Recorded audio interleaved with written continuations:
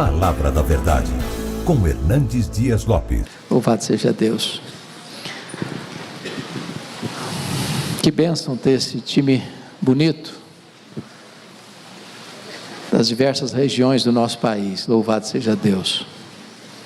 Abra sua Bíblia comigo, por gentileza, no livro de Gênesis, capítulo 32, versos 22 a 32.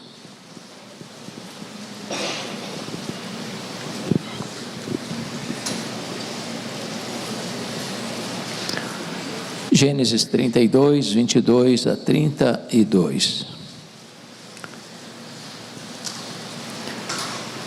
Está escrito: levantou-se Jacó naquela mesma noite, tomou suas 2 mulheres, suas 2 servas e seus 11 filhos, e transpôs o val de Jaboque.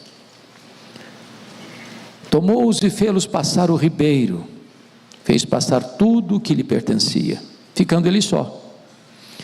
E lutava com ele um homem até o romper do dia. Vendo este que não podia com ele, tocou-lhe na articulação da coxa. Deslocou-se a junta da coxa de Jacó na luta com o homem.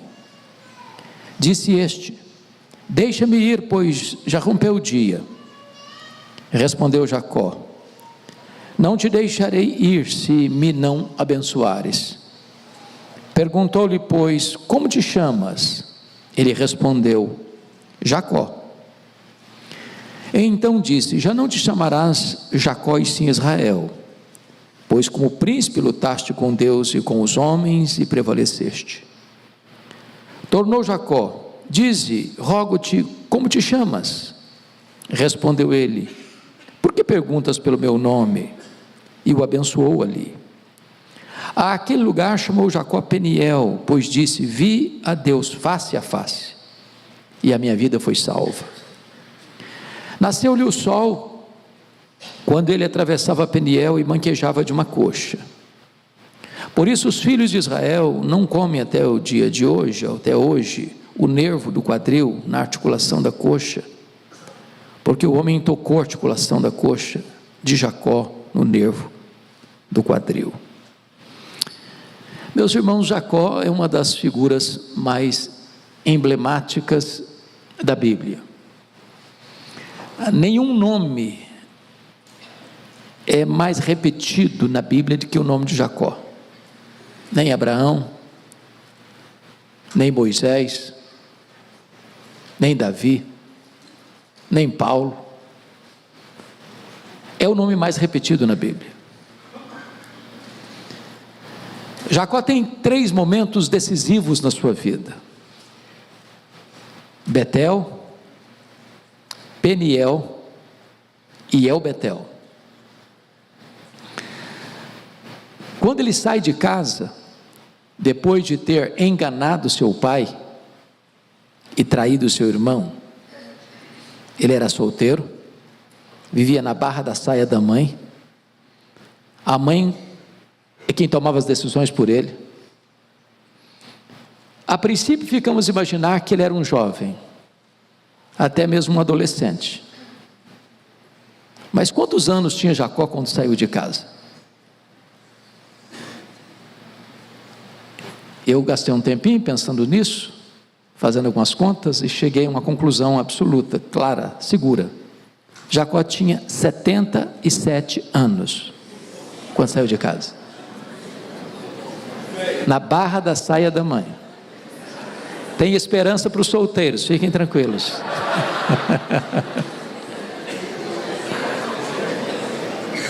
Por que você pode afirmar com certeza que eu tinha 77 anos? Preciso que você acompanhe o raciocínio então. Ele sai de casa, vai para Padã Arã, trabalha 14 anos por Raquel e Lia, a contragosto, é verdade. Quando ele completa 14 anos, nasce José, e ele quer voltar, e o sogro não deixa. Então quando José nasce, o Jacó tem 91 anos, Ele fica mais 6 anos, 6 anos. Ao todo, ele fica em Padã Arã 20 anos. Então, você sai com 77, agora ele tem quantos anos? 97 anos. Jacó é neto de crente, Jacó é filho de crente, mas Jacó ainda não é crente. Quando Deus se revela a ele em Betel, Deus se dirige a ele como: eu sou o Deus de Abraão, o Deus de Isaac. Dá vontade de escutar aí: o teu Deus, mas Deus não falou isso. Até os 77 anos, Jacó conhecia apenas o Deus do seu avô e o Deus do seu pai, mas não era ainda o seu Deus. Agora ele tem 97 anos. Pergunto a vocês: quantos anos tem José? 6 anos. Quando José nasceu, tinha 91. Então Jacó vai ser convertido com 97 anos de idade. Nós nunca podemos perder a esperança de ver alguém da nossa família convertido. Bom, só para fazer as contas, para depois a gente voltar à exposição do texto. Quando José foi vendido pelos seus irmãos para o Egito, quantos anos tinha José? 17 anos. Se o Jacó tinha 91 quando ele nasceu, quantos anos tem agora Jacó, quando o seu filho José é vendido para o Egito? 108 anos.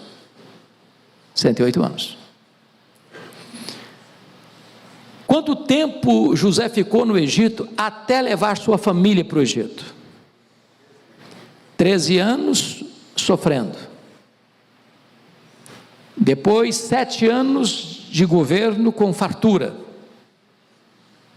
Então são 13 com 7, 20.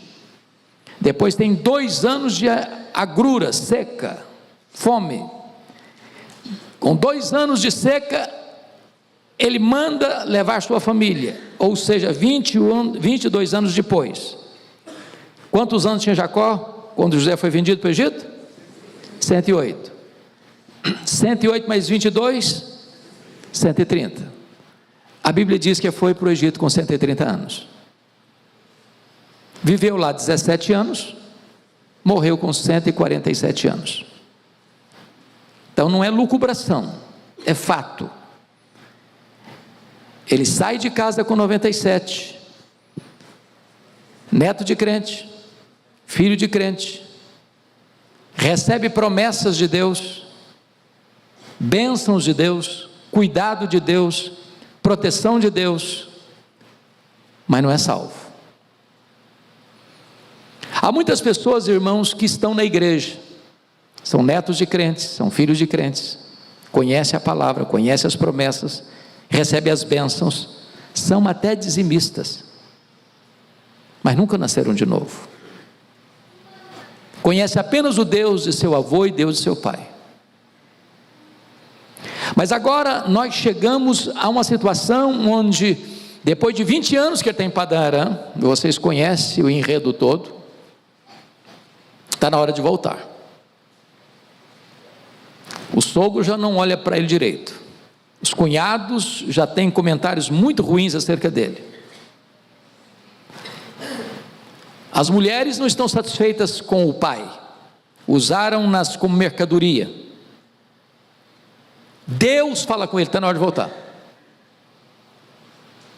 Mas o problema é que ele deixou para trás uma situação pendente, e o seu irmão havia jurado que quando o pai morresse, ele mataria o Jacó. O Isaac não tinha morrido ainda, depois de 20 anos. Mas a Rebeca, que disse para ele: eu vou te mandar para lá, meu filho, daqui a pouquinho eu mando trazer você de volta. Quando Jacó voltou depois de 20 anos, ela já estava morta. E agora não tem mãe protetora mais para fazer uma média.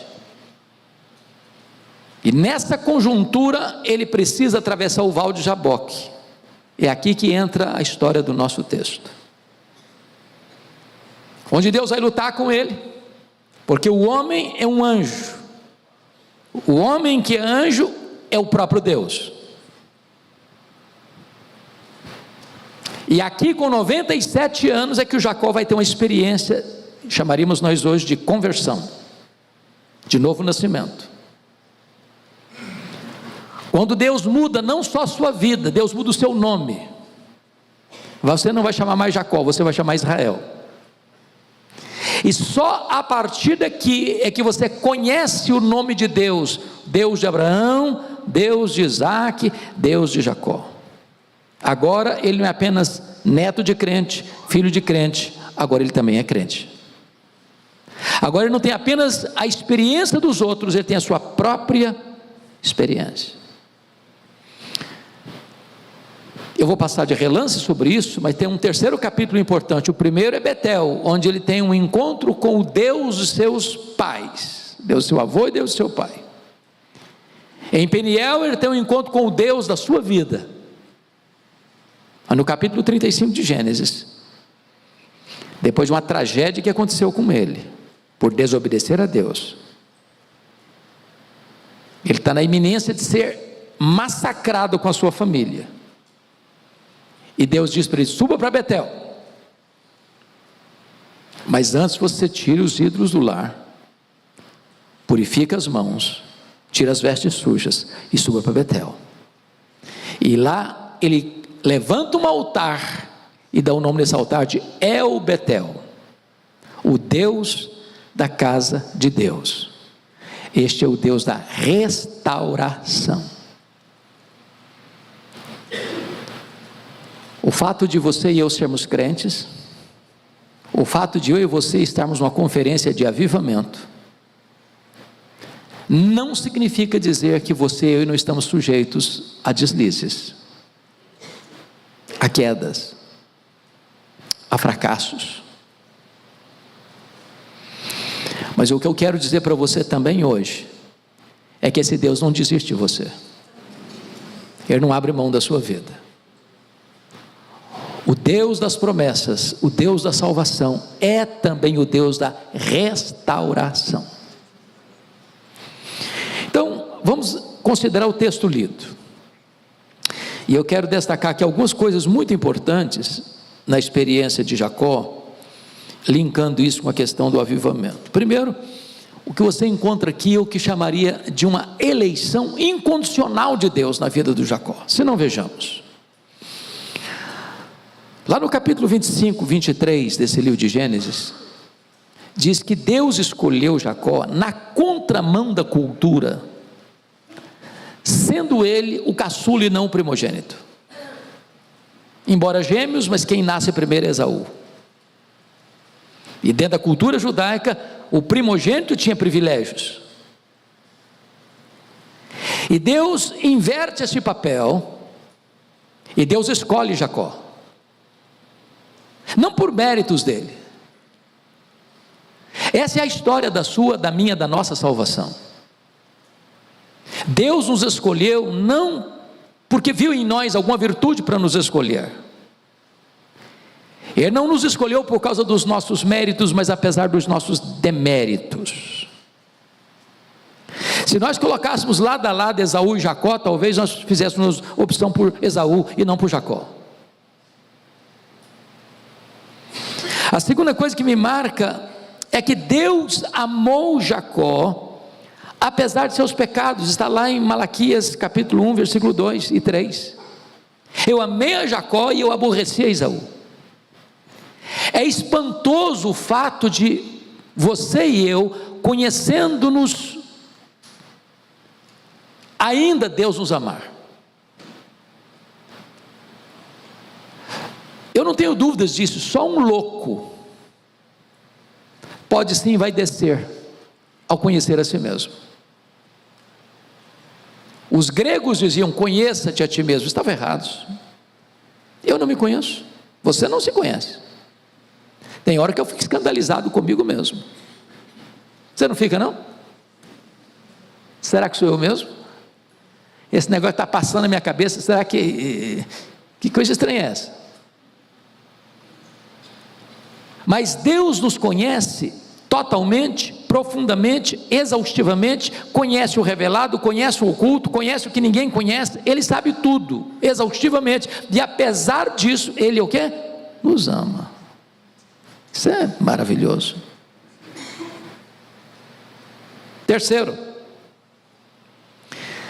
veja comigo o verso 24 do texto lido, porque está escrito aí: ficando ele só, e lutava com ele um homem até o romper do dia. Quem toma a iniciativa de transformar a vida do Jacó é o próprio Deus. O Jacó poderia ter naquela situação, e vocês conhecem o contexto, onde ele vai colocando a sua família por etapas, com medo de enfrentar o seu irmão Esaú, que está vindo ao encontro dele, ou de encontro a ele, com 400 homens, ele não é homem de guerra, ele poderia ser massacrado, e ele está com muito medo, ele está desesperado até, ele tem estratégias. Ele poderia dizer: meu Deus, eu careço da tua graça, eu careço da tua misericórdia, como nós ouvimos agora há pouco acerca do Davi. Não, nem isso ele tem. Ele não começa essa luta com Deus, ele não começa essa vontade de ser transformado, ele não começa, como diz Oséias capítulo 12, chorando, pedindo misericórdia. Não, quem toma a iniciativa é o próprio Deus, porque esse homem aqui é o próprio Deus. Oh, meus amados, que maravilha isso, porque na verdade Deus nos busca mais do que nós o procuramos. A iniciativa é dele, a obra é dele, tudo procede dele, tudo provém dele, que nos reconciliou consigo mesmo por intermédio de Jesus Cristo. E eu não estou com nenhuma dúvida em afirmar que Deus está mais interessado em avivar-nos do que nós em recebermos o avivamento. Quarto lugar, Deus não desistiu de Jacó, apesar da resistência de Jacó.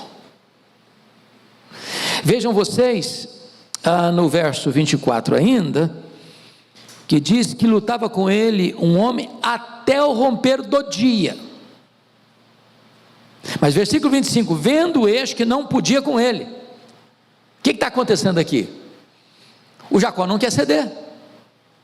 E essa luta tem a ver com o que? Medir força, quem é mais forte, quem tem músculos mais tonificados, quem tem mais experiência de academia, quem fez jiu-jitsu, karatê, etc e tal, quem vai ganhar essa luta. Não, ele tinha plena consciência de que o que estava em jogo ali era a sua vida, era a transformação do seu caráter, era a transformação da sua vida.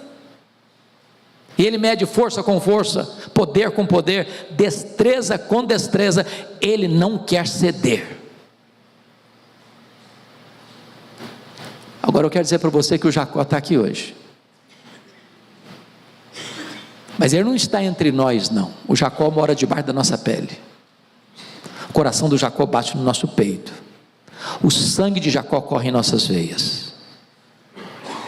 Nós somos resistentes à obra de Deus tantas vezes, dura cerviz, coração endurecido.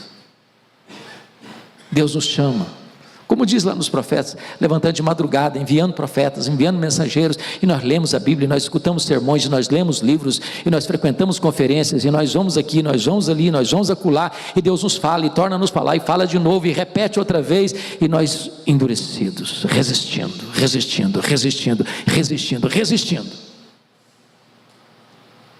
Nós somos Jacó.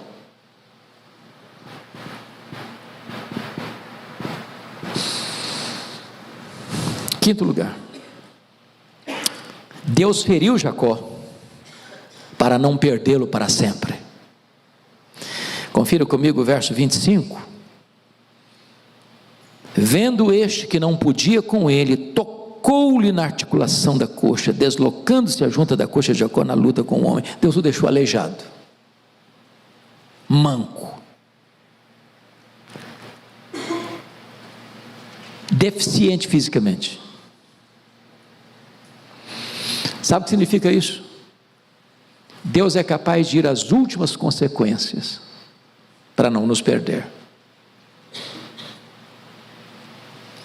quando o Senhor disse para Saulo de Tarso no caminho de Damasco: dura coisa te é recalcitrares contra os aguilhões. Que bênção é que Deus não desiste de nós. Que bênção é que Ele tem um plano e Ele vai cumprir esse plano. Algumas pessoas às vezes precisam de um fato desse. Já pensou um cara que nasceu num lar cristão, neto de crente, filho de crente, tem promessas de Deus, e promessas enormes. Deus iria abençoar através dele as famílias da terra. Deus daria para ele uma promessa de não só de uma descendência, mas de uma nação, de um povo. Ele tinha a promessa de, por meio da sua descendência, chegar o Messias, o Salvador. E o cara, com tanto conhecimento e com tanta informação e com tanta coisa boa, está resistindo, e a luta começou no começo da noite.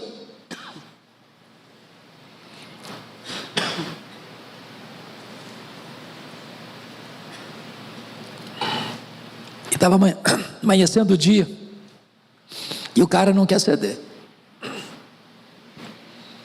Você já imaginou isso? Agora, quem luta com Deus e consegue ganhar? Já tentou ganhar de Deus?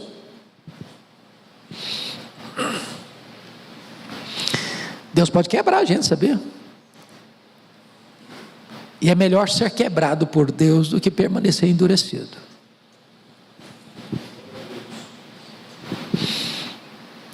Deus tem uma obra para fazer em nós e através de nós, e Ele não vai recuar. Bendito seja o Senhor por isso. Mas depois de tratar da eleição incondicional, esse texto trata também do que nós chamaríamos de a graça irresistível de Deus. E a primeira coisa que destaco aqui é que agora Jacó reconhece a necessidade da sua transformação, no versículo 26. Disse este: deixa-me ir, pois já rompeu o dia. Respondeu Jacó: não te deixarei ir, se me não abençoares. Quando é que ele chegou a essa conclusão? Só depois que foi ferido por Deus. Enquanto ele tinha força, ele está lutando para não ser transformado.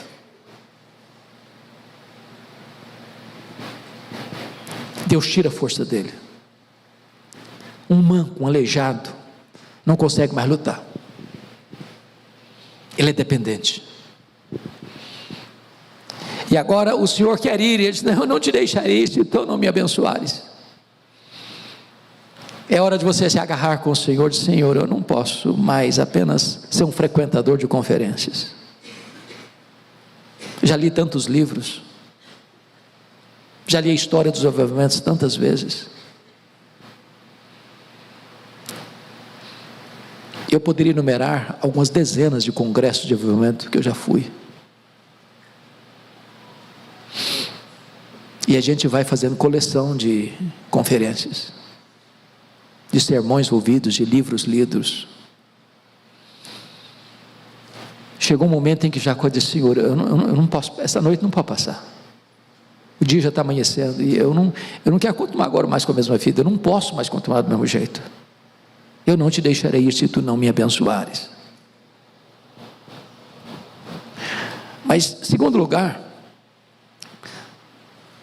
Moisés não relata isso aqui em Gênesis, mas está lá em Oséias capítulo 12, versículos 3 e 4, que nessa luta de Jacó com Deus, ele chorou e pediu misericórdia.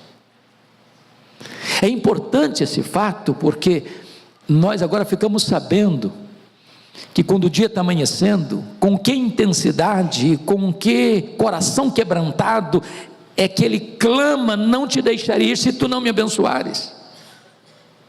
Não é um pedido formal, não é uma coisa engessada, nomenclatural, não é apenas um elemento da liturgia. O coração dele está quebrado, a alma dele está compungida, Agora essa súplica não é mais com o coração seco e nem com os olhos enxutos. Ele está chorando.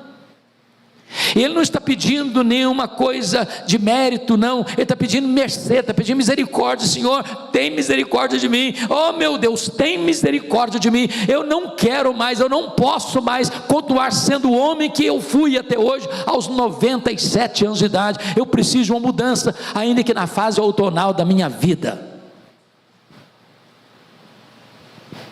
Não importa quantos anos você tem, não importa quantos anos de crente você tem, não importa quantos anos de liderança você tem, não importa quantos anos de pastorado você tem, não importa que cargos eclesiásticos você ocupa, hoje o Senhor quer tratar conosco, tratar no nosso coração, lá na intimidade do nosso ser.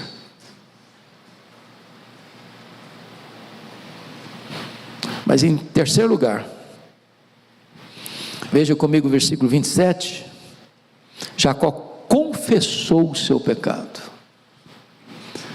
Perguntou-lhe, pois, como te chamas? Ele respondeu, Jacó. Isso não foi uma resposta, isso foi uma confissão. Vocês se lembram que há 20 anos, essa mesma pergunta fora feita a ele, e feita pelo seu pai. Quando ele entra no quarto do seu pai, já estava praticamente cego, e o seu pai tinha pedido a Esaú para ir no campo, procurar uma caça, ele gostava. Aliás, o Isaac errou muito na criação dos meninos, a Rebeca também. Não é certo um pai ter preferência por um filho, a mãe ter preferência por outro filho, e os pais insensatamente jogaram um filho contra o outro. E quando a Rebeca escutou atrás da porta, porque a comunicação do casal já tinha ido embora também, a conversa, ela chamou Jacó, o menino então só tem 77 anos, era um adolescentezinho. Vem cá, meu filho, o negócio é comigo, você vai fazer o que eu mandar. Você vai pegar um cabrito, eu vou preparar, eu sei o gosto do seu pai, já cozinho para ele há muitos anos, e você vai levar, porque ele vai abençoar você, porque se você não fizer isso, ele vai abençoar Esaú, e vai dar tudo errado. É muito triste quando alguém precisa dar uma mãozinha para Deus, porque Deus não precisa de mãozinha humana, não precisa? Toda vez que o homem quis dar uma mãozinha para Deus, deu errado. Já que não, mamãe, isso não vai funcionar, mas não vai funcionar de jeito nenhum. Mas por que não vai funcionar, meu filho? Não vai primeiro, mamãe, eu sou diferente do Esaú, hein? Se meu pai me chama e me apalpa, eu sou todo peludo, eu sou lisinho, não tem nada. Ele vai descobrir a farsa, a mentira. Não, deixa comigo, eu estou no controle. Cobriu o cara de pelo, foi lá no guarda-roupa, pegou a melhor roupa do Esaú, vestiu no cara, entrou no quarto, disse, meu pai, quem é você? Eu sou Esaú. Como assim? Tão depressa você conseguiu a caça? Deus é tão bom, né? E botou o nome de Deus na história. Mentiu, blasfemou. A voz é do Esaú, mas chega aqui perto. Na verdade o cheiro é do Esaú, mas a voz é do Jacó. E perguntou, você é Esaú mesmo? Eu sou Esaú, meu pai, sou Esaú. Mentiu. Sabe o que significa a palavra Jacó? Trapaceiro, enganador, mentiroso, suplantador. 20 anos depois, na hora da mudança radical, Deus então pergunta, qual o seu nome? Eu acho algumas perguntas da Bíblia muito curiosas, porque é o óbvio ululante, não é não? Se era o anjo, se era Deus que estava lutando com ele, será que Deus não sabia o nome dele? Há perguntas que Deus faz, que não é porque Deus precisa de uma informação, é que Deus quer trabalhar com a gente. Deus quer acordar a consciência adormecida do Jacó. Então quando ele responde, eu sou Jacó, O que ele está dizendo é o seguinte: eu sou isso mesmo que meu nome significa, eu sou um suplantador, eu sou um mentiroso. Até hoje a minha vida foi uma vida de mentira.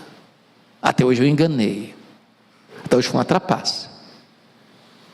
Esse cara, com 97 anos, tem família, tem riqueza, tem promessa de Deus, tem bênção de Deus, tem cuidado de Deus, mas não tem experiência com Deus.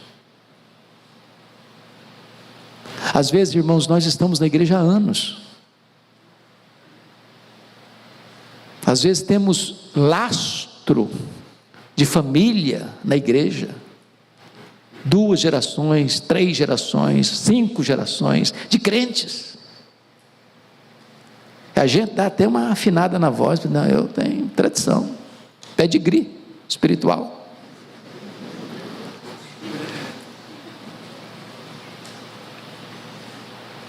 Isso nada impressiona Deus.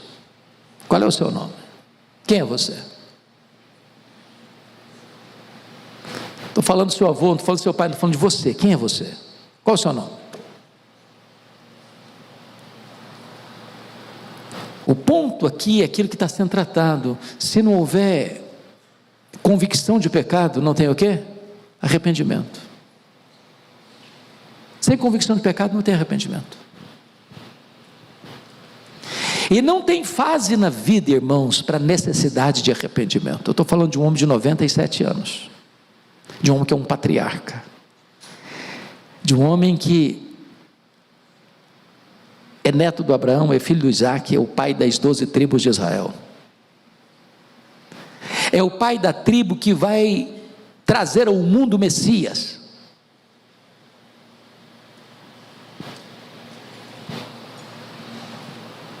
Mas finalmente, versículo 30, diz que Jacó viu a Deus face a face, a sua vida foi salva. Aquele lugar chamou Jacó Peniel, pois disse: vi a Deus face a face, a minha vida foi salva. Aqui tem um corte radical, aqui tem um antes, aqui tem um depois. Eu sei que nem todos nós conseguem identificar esse dia na vida, e nem por isso a sua experiência é menos importante do que aquele que teve uma situação como essa. O cara ficou aleijado para ser convertido, ou um Saulo de Tarso para ficar cego na estrada para reconhecer o senhorio de Jesus, ou como Manassés, que precisa ser preso e carregado como um bicho para se quebrantar, ou como Nabucodonosor, que precisa virar bicho mesmo para se arrepender.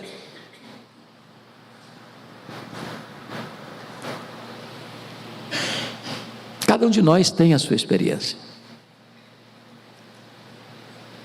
Eu, com 17 anos, nascido na igreja, frequentei a igreja desde a minha infância, nunca me afastei fisicamente da igreja, mas tive a minha experiência de conversão com 17 anos. Não estava lendo um livro, não estava lendo a Bíblia, não estava escutando um hino, não tinha ninguém pregando para mim, eu estava dançando, sozinho, rock and roll, numa vitrola, na casa de um vizinho, lá pulando, lá pelas estâncias, nenhuma voz, não foi audível, uma experiência mística, mas o Espírito Santo segredou meu coração. Você está com nada, nada disso aí preenche o seu coração.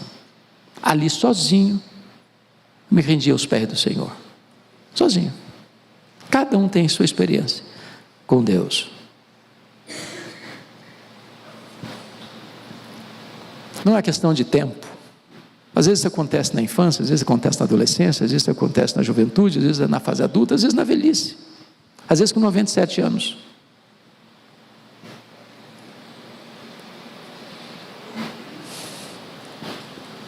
O que é maravilhoso é que quando amanheceu o dia, o Jacó está manco, mas está salvo. Ele está manco, mas está feliz. Ele está manco, mas o sol apareceu para ele. Ele está manco, Mas Deus não só mudou a vida dele, mas mudou a disposição do coração de Esaú em relação a ele. E em vez de enfrentar uma guerra, enfrenta abraços e beijos de reconciliação. Mas eu queria concluir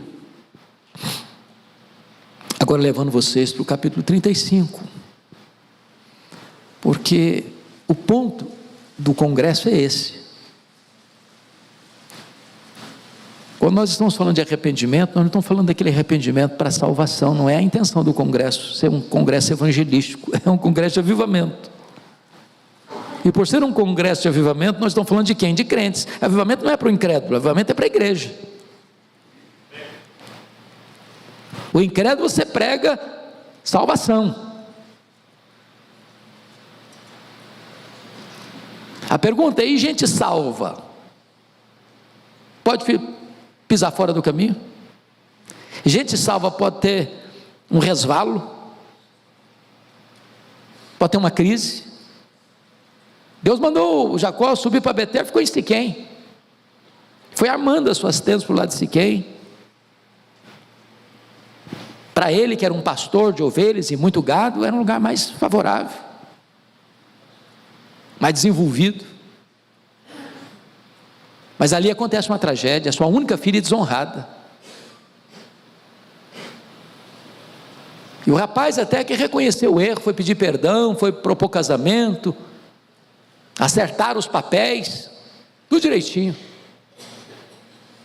Mas os irmãos de Diná, de pai e mãe, que Jacó tinha uma família disfuncional, 2 esposas e 2 concubinas, filhos com todas elas. Os irmãos de pai e mãe falaram: não vai ficar desse jeito não, ninguém abusa da nossa irmã desse jeito não. Tramaram, urdiram, enganaram, propuseram uma aliança. Nossa irmã vai casar assim, mas todo mundo, você, seu pai, sua família, a cidadezinha toda de vocês vai ter que se circuncidar, porque nós não nos casamos com gente incircuncisa. Sabe o que significa gente incircuncisa? É gente que não tem aliança com Deus. Todo mundo se circuncidou. Quando estava na fase mais dolorosa do problema, eles entraram lá e mataram todo mundo, uma chacina. Gente de Deus. Agora Jacó está com medo, porque a vingança vem, e ele está numa situação embaraçosa demais, porque ele não obedeceu a Deus, e a consequência chegou. E é nessa conjuntura que Deus diz para ele: agora suba para Betel. Suba para Betel, mas para subir, meu filho, algumas coisas têm que acontecer. Primeiro, você tem que abandonar os ídolos. Lembra que a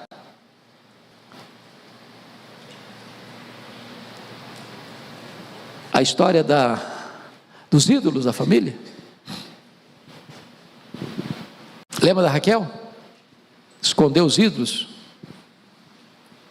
Aqueles ídolos eram deuses, eram ídolos familiares. Aquilo foi problema na história de Israel a caminhada toda. Às vezes a gente tem ídolos de estimação, a gente guarda bem guardadinho, mas está lá. De vez em quando dá uma piscadela, olha, fica aqui, tá? Confio em você, tá? Você vai me ajudar ainda.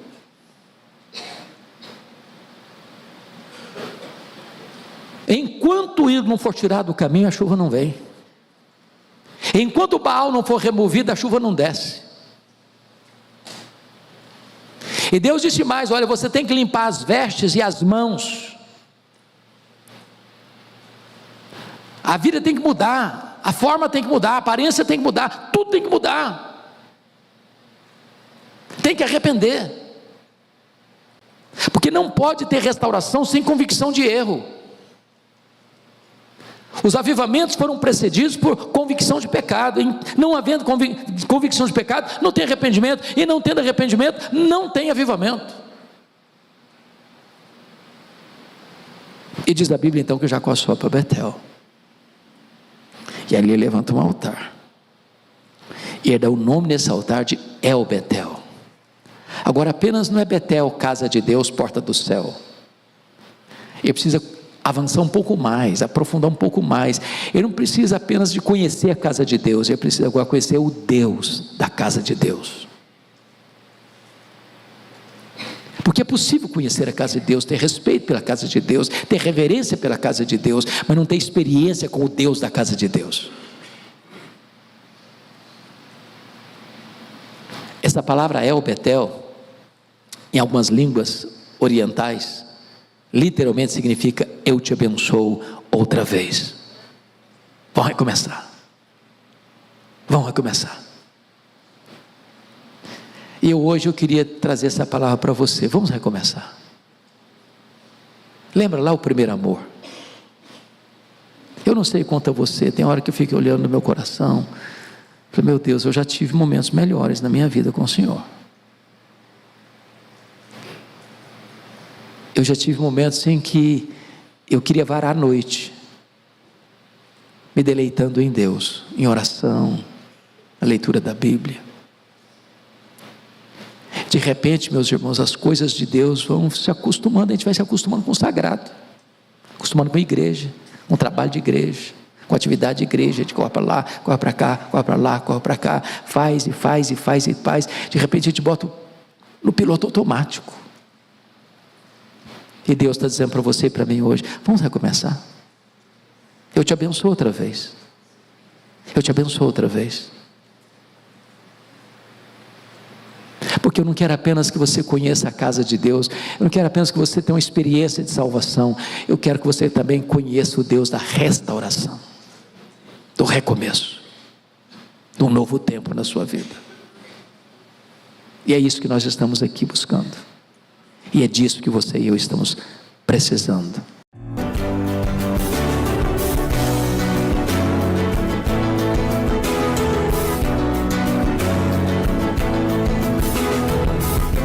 Palavra da Verdade, com Hernandes Dias Lopes.